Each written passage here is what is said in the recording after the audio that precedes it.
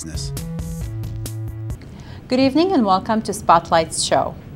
Education has become very important, especially at a time when everyone's going through unemployment and we're facing a lot of economic challenges. My guest tonight is John Lichtenberg, Vice President and Chief Marketing and Enrollment Officer at Walsh College. John, welcome to MEA's show. Hi, thanks for having me.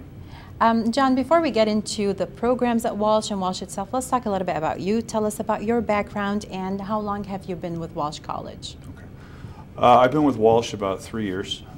Prior to that, I was Vice President of Global Marketing for Kelly Services, which they are in, I think, nearly 40 countries now.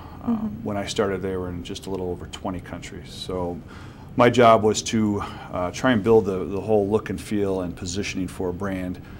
As opposed to trying to be a multi-country, we want to try and have some common positioning. So that my job was really to try and build that rallying cry for Kelly and make sure it looked consistent across all the countries, and go into each country and determine how to launch Kelly, whether it's a mature market or a new market for staffing and recruitment. That was my job. So I did that for about 13 years. Prior to that, I also worked at an ad agency, turned gray, came back quickly because it was a zoo. And then I also worked for Century 21, their headquarters. So I worked on developing marketing programs for the franchisees. So.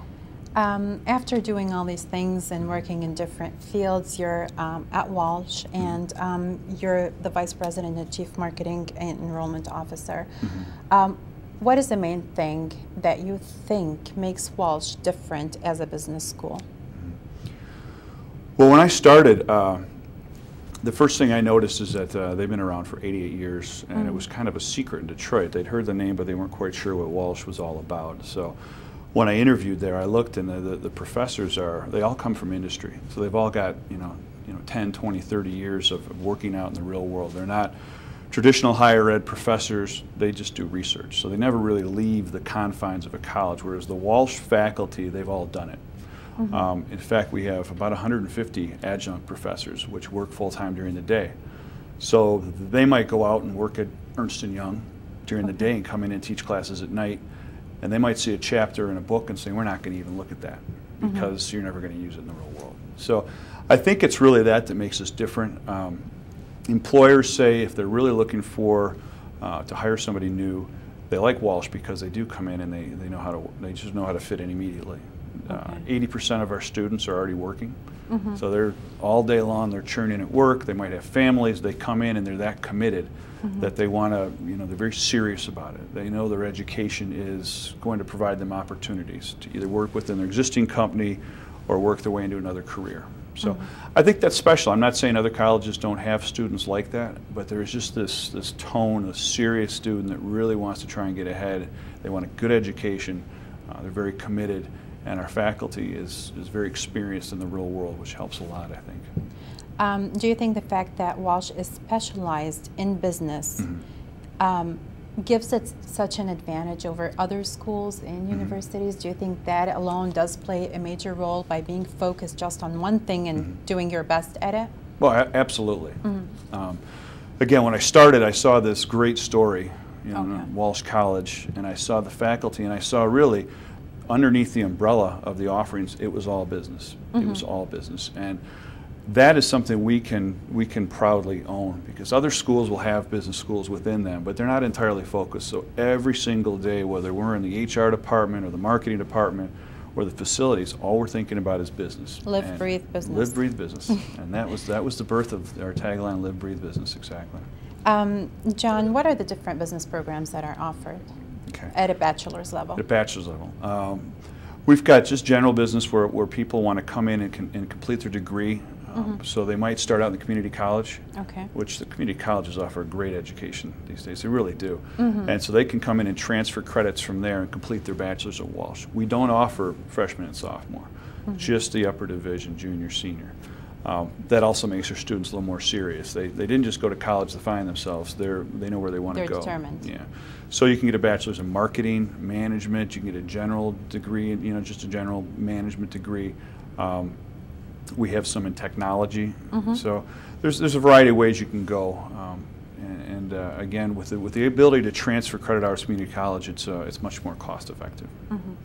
How about the master's program? Again, probably our #1 program right now is MBA. Okay. There's no GMAT, which makes it very attractive. Our students, again, are probably working. They might not have taken algebra for 10, 15, 20 years, myself included. So the GMAT, it can be a barrier for some. They get intimidated by, I have to go study for the GMAT first of all. It takes time. Yeah, I wouldn't make it. So the MBA is our strongest program. Accounting is very, very strong. That was our heritage, was accounting. So we're known in the accounting firms around the city as the strongest accounting program. We also offer one in management. It's called the Masters in Management. This is a new program we started last year. A lot of our students were expressing the desire. They wanted a master's, but they didn't want the depth that an MBA has. So with all the numbers and the statistics and the finance, they're really looking more for breadth. General. Yeah. So they learn a little bit about HR, a little bit about finance, a little bit of accounting, a little about marketing. So they put that together, and it's only 33 credit hours instead of 45 plus.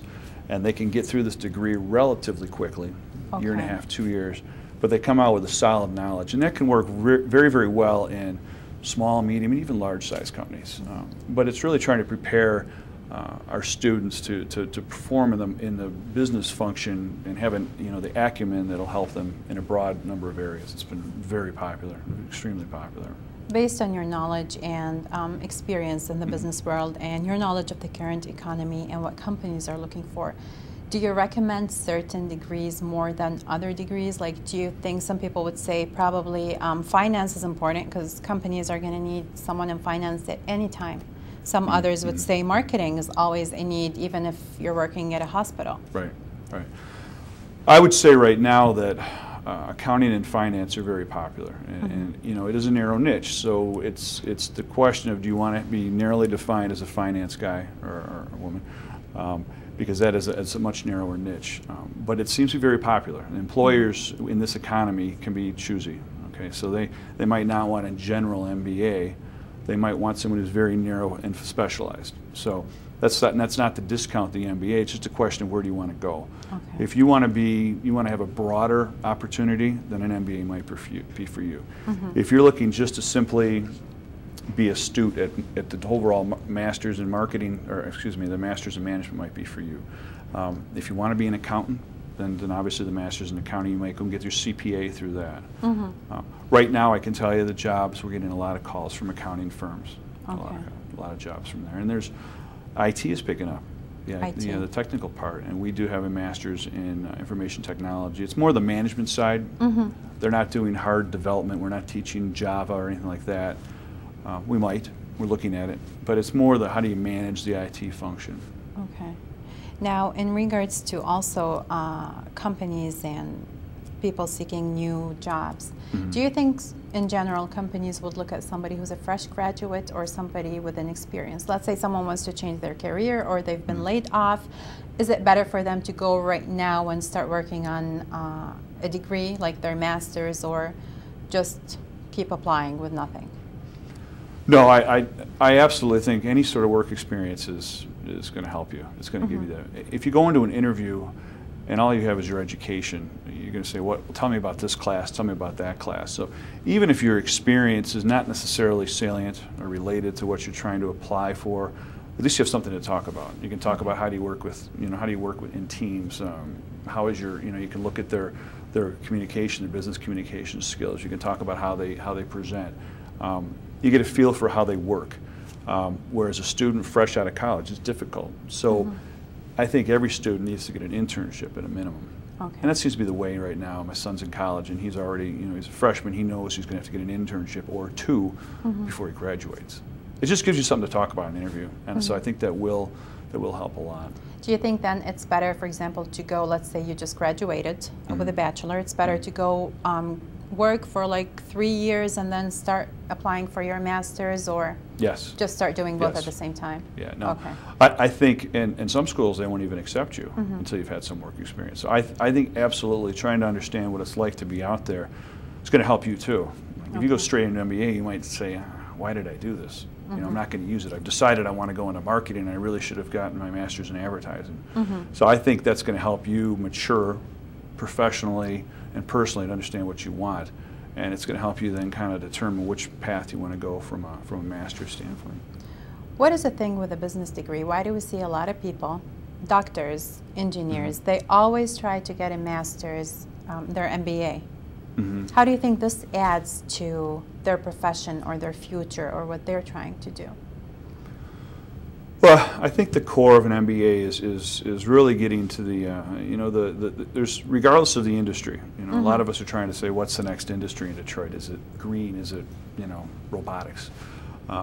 It's regardless of the industry, you're going to need accountants, you're going to need marketing, you're going to need finance, and an MBA gives you pieces of all those so that you can step up at the higher management level and understand the P&L. You know, your profit and loss statement. Ultimately, as you grow, you're going to need to know that. So if you're a doctor, chances are you have your own practice, and there's still you need to run your own practice. practice. You still have to know. You still have to market, and it's getting more and more competitive.